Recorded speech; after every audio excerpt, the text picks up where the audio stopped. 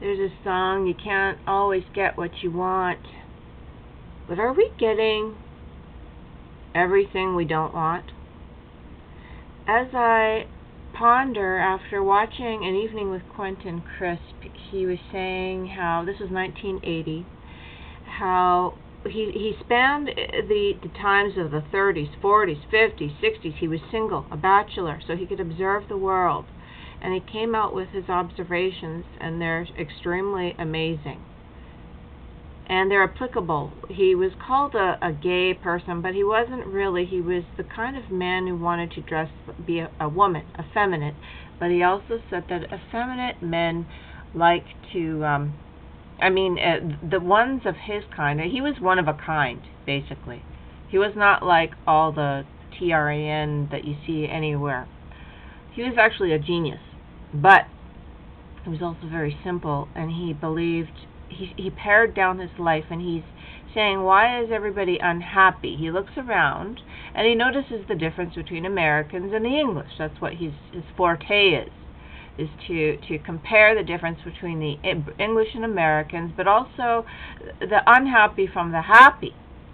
And he said, when you're happy, this is John Hurt who had played him, when you're happy, he couldn't understand one thing that he would call an unhappy person is someone who is just, they're constantly complaining, and they're striking, and they're marching. Instead of dancing, they're marching. Instead of singing, they're complaining, and etc. And then he'll talk about how to go about the change of your own making. But the point is, I'm going to try to get this real fast. You're not happy, so he's telling you how to be happy, which is absolutely fantastic. But when I look about it today, I don't see enough unhappy people, really. They are, it's like that song, Don't Stop Complaining. I like the you don't see the marching, you don't see the complaining, but in a very profound way anymore. People don't really know what they're complaining about. Just look at 90 Day Fiancé. You'd say, everyone who says, I don't know what the future holds, I don't know what I'm going to do. We could tell you very good advice on what to do immediately, because we can see objectively. But I'm not seeing enough people, because these aliens who've, created the cell phone technology, it's almost like they've made us all happy with these cell phones. People are just very complacent. That's why the complainers are getting weaker and drawn out and isolated. So they're all turning to their phones as well, because no one wants to complain, because they're happy, or they think they're happy with their cell phones. It's kind of like you look at any footage now in even China and India, where you would see people never with cell phones. They thrive with crowds, and yet now they've really got something to look down and stare at. Just this little, it's got the dimensions of the bed of Og of Bashan.